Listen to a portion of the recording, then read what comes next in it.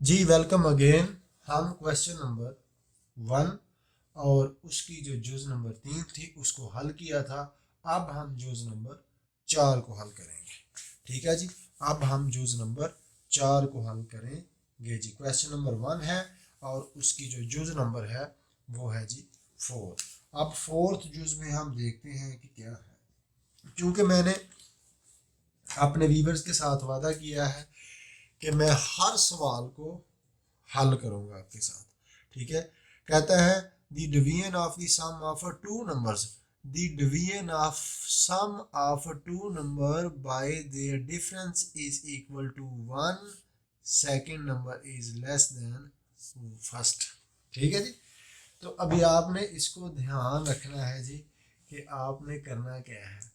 तो आपका जो फर्स्ट नंबर है वो क्या है जी। अब यहाँ पे भी हम क्या करेंगे, सपोज करेंगे। हमारा सबसे पहला जो मैंने आपको पहले शुरू में बोला था कि आपको बहुत सारी चीज़ें यहाँ पे सपोज करनी पड़ेंगी। तो अब हम चौथी चूज में क्या करते हैं जी, सपोज करते हैं जी। मैंने आपको पहले बता दिया कि सपोज का मतलब होता है फर्ज किया जी। तो फर्स्ट नंबर हमारा क्या है जी, फर्स्ट नंबर हमारा क्या है, फर्स्ट नंबर एक्स है जी। ठीक है। और सेकंड नंबर हमारा क्या है, सेकंड नंबर आप जानते हैं जी वीवर्स, वाई है आपका जी। आपका सेकंड नंबर क्या है, वाई, क्योंकि हमने जब भी सपोज किया एक्स वाई किया। अब आपने क्या करना है, अब आप करेंगे according to A double C O R I N G, according to given condition.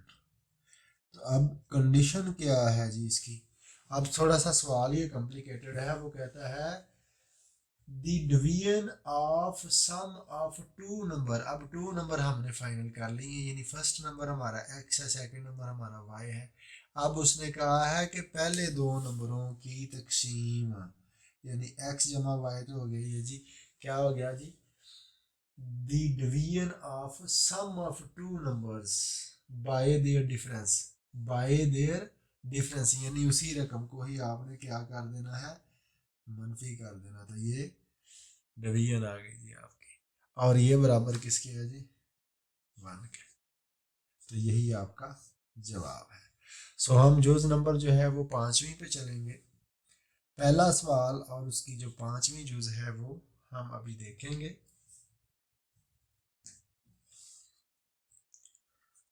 ठीक है जी। अच्छा जी। अब यहाँ पे जो पहला सवाल और उसकी पांचवी जुज है मैं आपको एक बार दिखा दूं जी। क्वेश्चन नंबर 1 है right equation of the following statements. कहता है कि ये जो आपको मसावात दी है इसकी आपने एक बयान लिखना है आपने। तो अभी तक हम बयान ही लिख रहे हैं। ठीक है।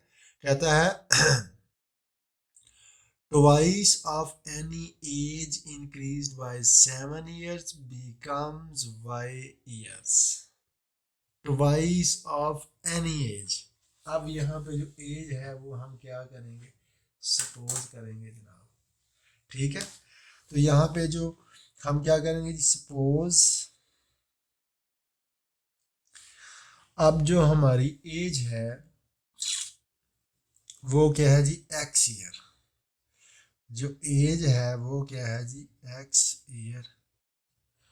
और जो हमने यहाँ पे कंडीशन देखी है कि उसको वाई के बराबर क्या है जी।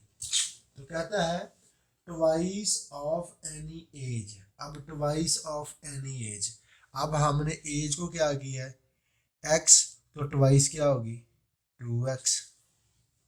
समझ गए ना बात को। तो यहाँ पे पहले आप लिख लें according to, according to given condition.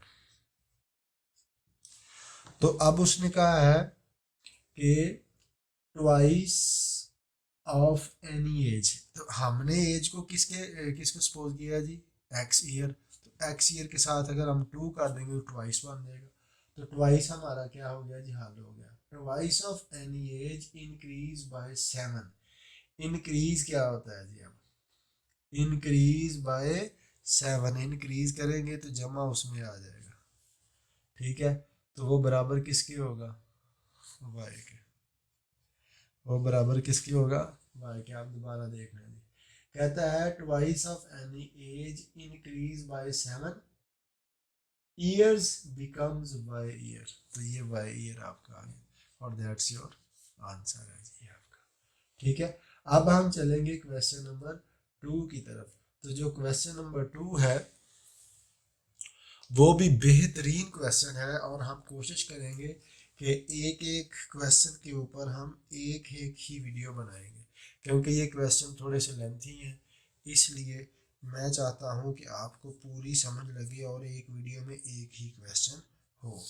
तो अगर अभी तक आपने मेरे चैनल को सब्सक्राइब नहीं किया तो मेरे चैनल को सब्सक्राइब करें और बेल नोटिफिकेशन को प्रेस करें, वीडियो को लाइक करें और ज़्यादा से ज़्यादा इसको शेयर करें। तो हम चलते हैं जी सवाल नंबर दूसरे की तरफ। तो जैसे मैंने आपको बोल दिया